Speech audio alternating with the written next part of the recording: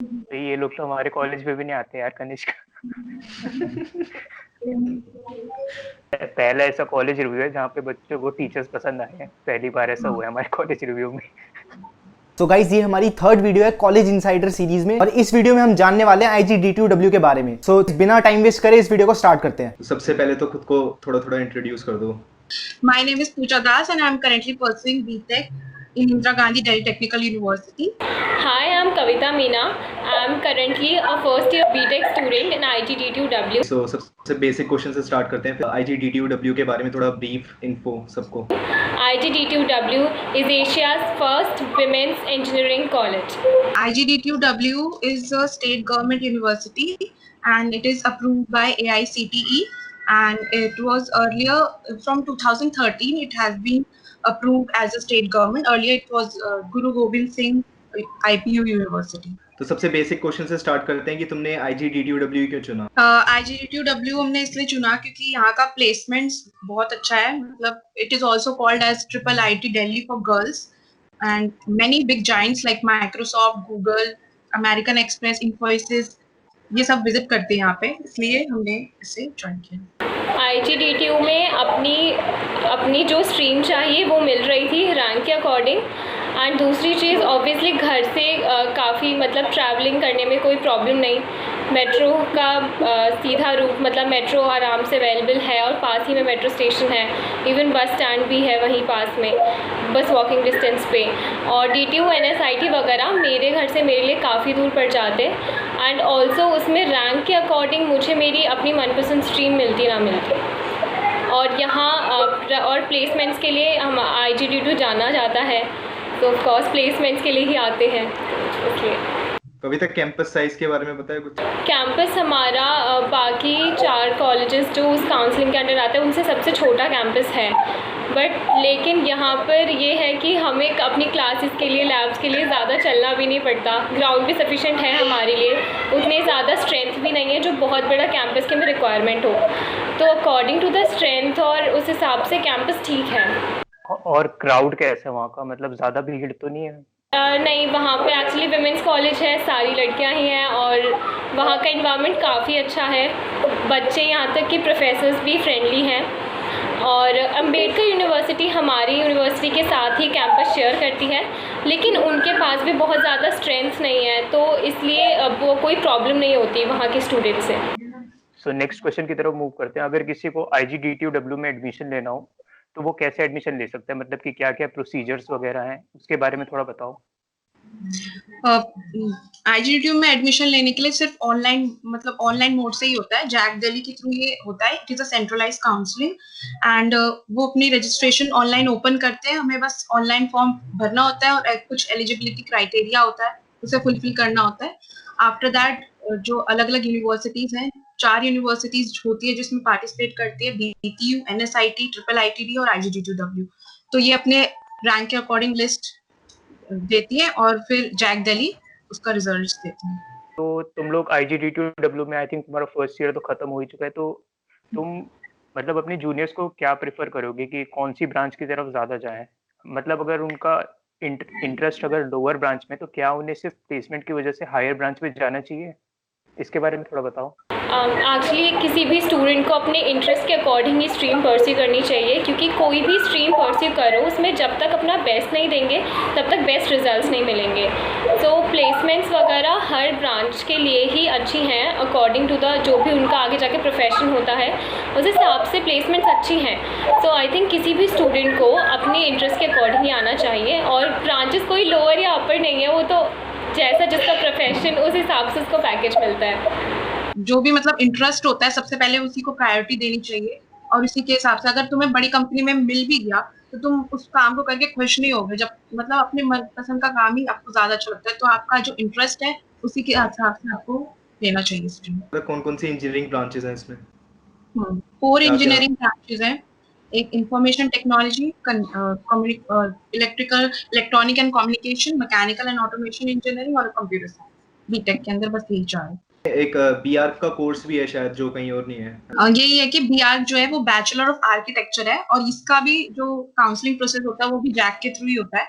और इसमें बेसिकली मतलब कंस्ट्रक्शन और डिजाइनिंग ऑफ हाउसेस, बिल्डिंग्स, इन सबसे ज्यादा थोड़ा रिलेटेड होता है। बाकी प्लेसमेंट्स का इतना नहीं पता क्योंकि वो एकदम अलग ही है ना, तो इसलिए मुझे इसके प्लेसमेंट्स के बारे में कुछ खास तो नहीं पता, लेकिन हाँ बच्चे अपने इंटरेस्ट के अकॉर्डिंग बीआर पे जाते हैं। लाइक अगर उनकी रैंक होती है ना कि वो सीएस वगैरह भी ले रहे तो भी वो अपनी मर्जी से बीआर पे जाते हैं, तो मेरी प्लेसमेंट्स अच्छी ही होंगी। तो कॉलेज की करिकुलर एक्टिविटीज कैसी हैं यहाँ पे, मतलब लैब्स, लाइब्रेरी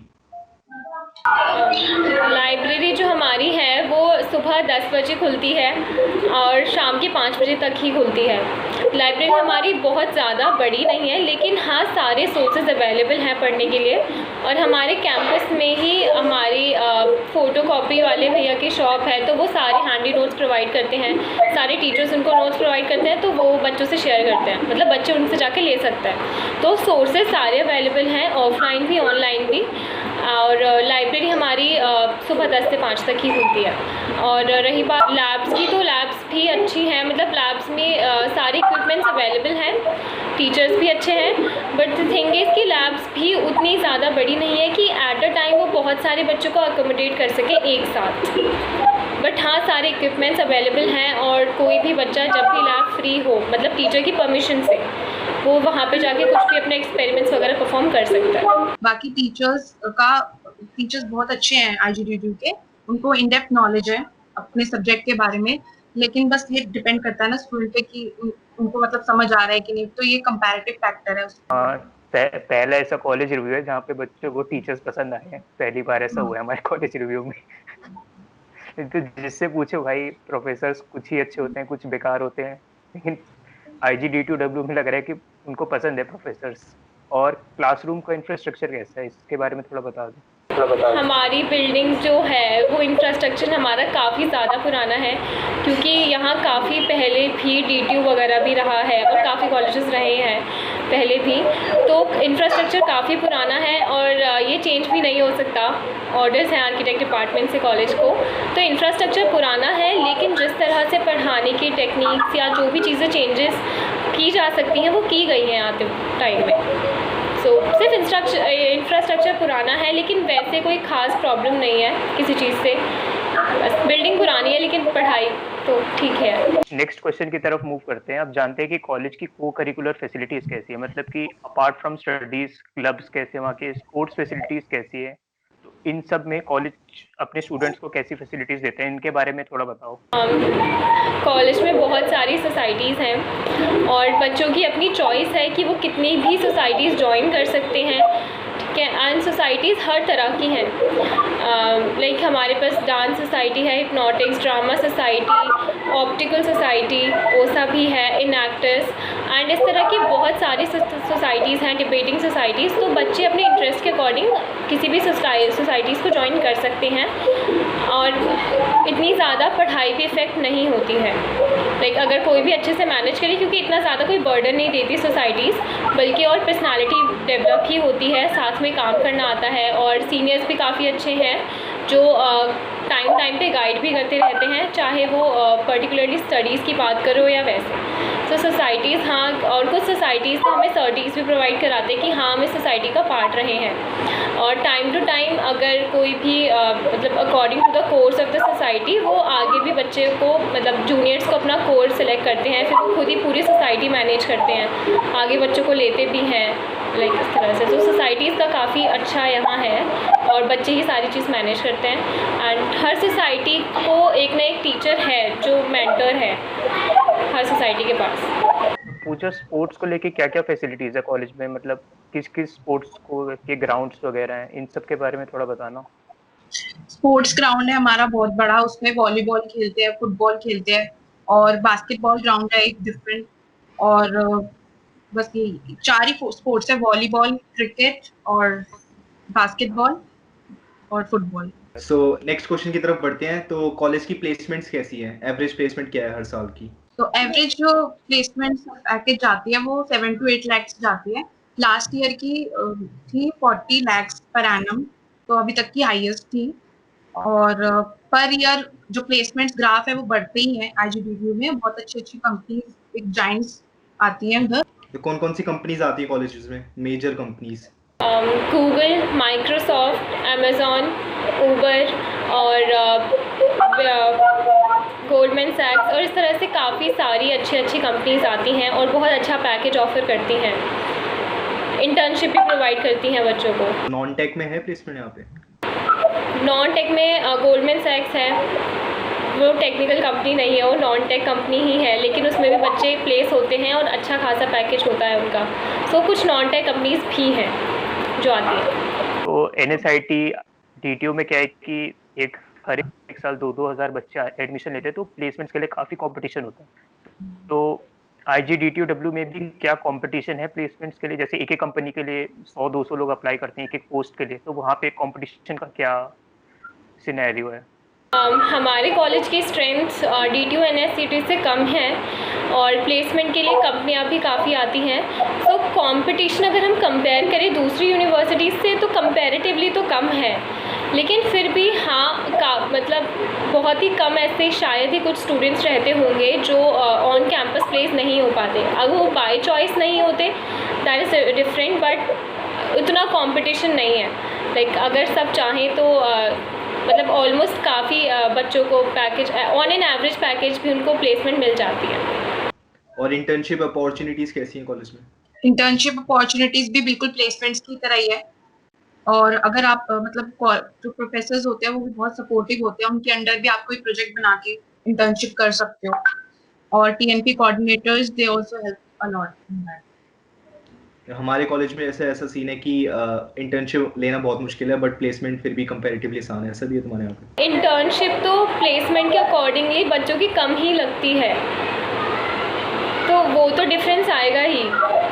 बट हाँ, लेकिन जो भी इंटरव्यू क्रैक करते हैं अच्छी तरह, या जो भी अगर मतलब उनको स्टूडेंट्स पसंद आते हैं, तो हाँ उनकी इंटर्नशिप भी अच्छी लगती है, पेड वो भी। बट हाँ, हर किसी की इंटर्नशिप नहीं लगती, बट हाँ प्लेसमेंट में काफ़ी बच्चे अच्छा परफॉर्म कर जाते हैं प्लेसमेंट्स के लिए, क्योंकि वो तब तक काफ़ी मेहनत कर चुके होते हैं कि उन्हें चुना जाए। तो कॉलेज के फेस्ट के बारे में थोड़ा बताओ कि कॉलेज के फेस्ट का नाम क्या है और क्या-क्या मतलब ऑल ओवर इंडिया कितनी पॉपुलैरिटी है उसकी, इसके बारे में बताओ। हमारे 2 फेस्ट होते हैं, टेक्निकल फेस्ट इनव और कल्चरल फेस्ट तरांगना। तो दोनों फेस्ट हमारे 2 डेज़ के होते हैं। टेक्निकल फेस्ट में बेसिकली दिन में टेक्निकल इवेंट्स होते हैं या कुछ कॉम्पिटिशन चलते हैं एंड शाम में DJ नाइट होती है। कल्चरल फेस्ट में पूरा कल्चरल प्रोग्राम ही होता है और अभी तक भी अराउंड 20 to 25 के का मतलब उतने लोग आ जाते हैं। एंड रही बात एंट्री की, तो इस बार ऑनलाइन पासेस थे और आइडेंटिटी दिखानी पड़ती है अपनी कॉलेज की एंड देन एंट्री हो जाती है। और क्राउड भी हमारे यहाँ कोई ऐसा नहीं आता कि कोई प्रॉब्लम हो, चाहे लड़कियों को या किसी को भी। और अभी तक भी काफ़ी अच्छे स्टार्स आए हैं, लाइक इसी टाइम दर्शन रावल आया था, उससे पहले अर्जुन कनुंगो, शर्ली सेठिया वगैरह आ रखी हैं और दिल्ली NCR के टॉप 3 फेस्ट में है। तो ये लोग तो हमारे कॉलेज में भी नहीं आते यार, कनिष्क। और तुम्हारे फेस्ट में लड़कों की एंट्री होती है? हाँ होती है, उसमें कुछ नहीं है, मतलब ID कार्ड दिखाना होता है गार्ड को और फिर एंट्री हो जाती है। कॉलेज में हॉस्टल फैसिलिटीज कैसी हैं? हमारे कैंपस में ही 2 हॉस्टल्स हैं, कृष्णा और कावेरी। जो कावेरी हॉस्टल है वो फिर भी अंबेडकर यूनिवर्सिटी जो हमारे कॉलेज के साथ जुड़ी हुई है वो उनसे शेयर होता है थोड़ा सा, लेकिन कृष्णा हॉस्टल मतलब ये दोनों हॉस्टल्स हैं और हॉस्टल्स फैसिलिटीज़ हमारी अच्छी हैं। हॉस्टल्स वैसे भी साफ़ सुथरे रहते हैं। टाइमिंग को लेके थोड़ी स्ट्रिक्टनेस है कह सकते हैं, क्योंकि रात में 8 बजे तक ही अलाउड है, उसके बाद अलाउड नहीं है बाहर जाना। और लेकिन अगर फिर भी किसी को कोई भी इशू है या किसी भी वजह से वो बाहर रात में लेट आएगा 10 बजे तक भी, तो उसे पहले परमिशन लेनी पड़ती है। या अगर कोई बाहर से कोई क्लासेस वगैरह ले रहा है, कोई जेन्युइन वो भी है, तो भी उसे पहले एप्लीकेशन दे के परमिशन लेनी पड़ेगी।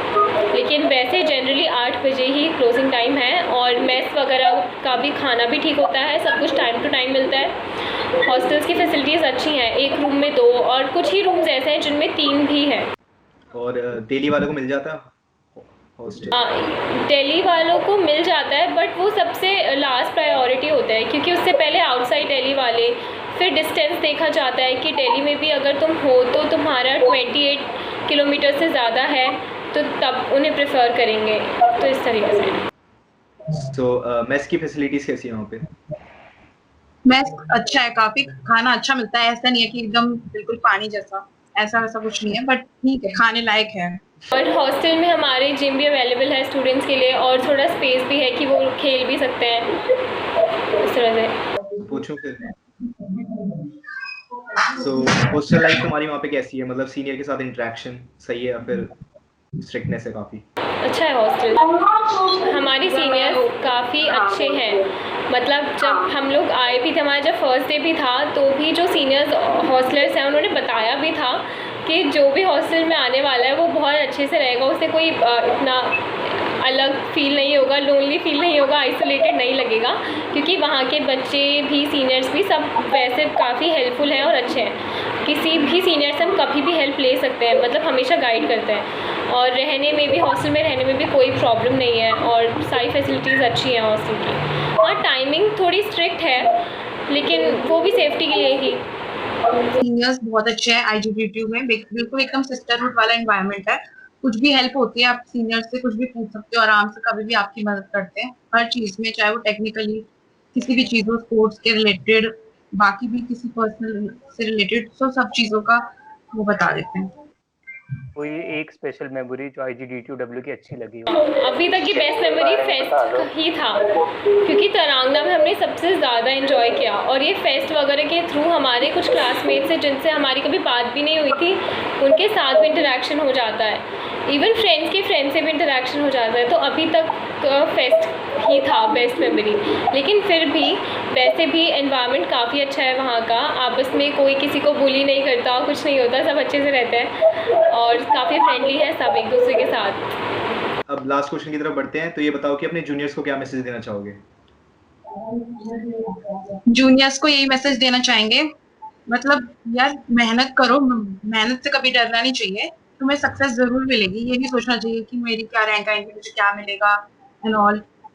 मेहनत करो बस, इस चीज से कभी डरना नहीं चाहिए। यार नॉलेज के लिए पढ़ो, जो भी टॉपिक्स, जो भी चैप्टर्स पढ़ते हो उनको कॉन्सेप्चुअली भी हर तरीके से उन्हें अच्छे से पढ़ो, कॉन्सेप्ट्स भी अच्छे होंगे, नॉलेज ही पड़ेगी, तो ऑब्वियसली कोई भी एग्ज़ाम आराम से क्रैक हो जाएगा। तो इतना कोई स्ट्रेस नहीं लेना चाहिए कंपटीशन को लेके कि कितना ज़्यादा कंपटीशन हो चुका है, क्योंकि इस एज में बेसिकली बहुत ज़्यादा बच्चे डिप्रेशन में चले जाते हैं अगर उनके एग्ज़ाम क्रैक नहीं होते, क्योंकि फैमिली से, फ्रेंड्स से कहीं ना कहीं से बहुत प्रेशर होता है उन पर। तो इतना प्रेशर नहीं लेना चाहिए, और आराम से जो भी तुम पढ़ते हो अच्छे से पढ़ो, तो अपना आप होते चला जाएगा सब कुछ, कॉलेज भी अच्छा मिल जाएगा, आगे पढ़ाई भी अच्छी होगी। बस जो भी टॉपिक्स या चैप्टर्स पढ़ते हो अच्छे से पढ़ने चाहिए। और कॉलेज हमेशा ज्यादा मैटर नहीं करता, ठीक है, अब जो मिल गया कॉलेज, जो मिल गया, इस चीज के बारे में मत सोचो कि ये कॉलेज मिल गया फिर क्या प्लेसमेंट होगी, कंपनीज आएंगी या नहीं, नहीं ऐसा बिल्कुल नहीं सोचना चाहिए। ऑफ कैंपस प्लेसमेंट भी होती है, उस चीज के लिए मेहनत करो, अब जिस कॉलेज में आ गए हो तो आ गए हो, अब उसके लिए मेहनत करो। फिर ऑफ कैंपस प्लेसमेंट में भी लोग बहुत अच्छे कंपनीज क्रैक करते हैं, जैसे गूगल, माइक्रोसॉफ्ट, ऐसे बिग जायंट्स बहुत क्रैक करते हैं ऑफ कैंपस। लास्ट क्वेश्चन और पूछना था कि अपने जूनियर्स को IGDTW के लिए रेकमेंड करोगे या फिर NSUT या DTU के लिए या फिर IIIT के लिए? हाँ, मैं तो IGDTU ही चूज़ करती, बिकॉज DTU मेरे घर से काफ़ी दूर, वहाँ पे मुझे ट्रैवल करने के लिए प्रॉब्लम होती, ठीक है। और IGDTU मतलब पेरेंट्स भी काफ़ी हैप्पी थे कि हाँ ठीक है वुमेन्स कॉलेज है, कोई वैसी भी प्रॉब्लम नहीं है, और ऐसे। और या इतना कॉलेज मैटर नहीं करता, चाहे IIIT हो, चाहे NSIT हो, DTU हो या IGDTW हो, तुम मेहनत करो, तुम्हें प्लेसमेंट तो चारों में ही मिलेगी अच्छी। थोड़ा रिसर्च बेस्ड चाहिए तो IIIT दिल्ली में जाओ, बाकी कॉलेज फीस स्ट्रक्चर जो है IGDTW का वो बाकी कॉलेज के कंपेयर में कम है, तो उसके हिसाब से भी हो सकते हैं। तो ओवरऑल काफी अच्छा लगा ना तुम्हें IGDTW? हाँ। हमारी बात सुन के हमें यही लगा। हाँ, बहुत अच्छा लगता है। सो गाइस, आज की वीडियो में बस इतना ही। अगर वीडियो पसंद आई है तो इसे लाइक करना और इसे अपने दोस्तों में अच्छे से शेयर करना, और कोई सजेशन हो तो प्लीज कमेंट करके बताना, और हमारे चैनल इम्प्रो अड्डा को सब्सक्राइब करके जरूर हमें सपोर्ट करना ताकि हम और भी अच्छा कंटेंट आगे ला सकें। Thank you guys. And please हमें कमेंट करके बताओ भी आपको वीडियो कैसी लगी। Thank you.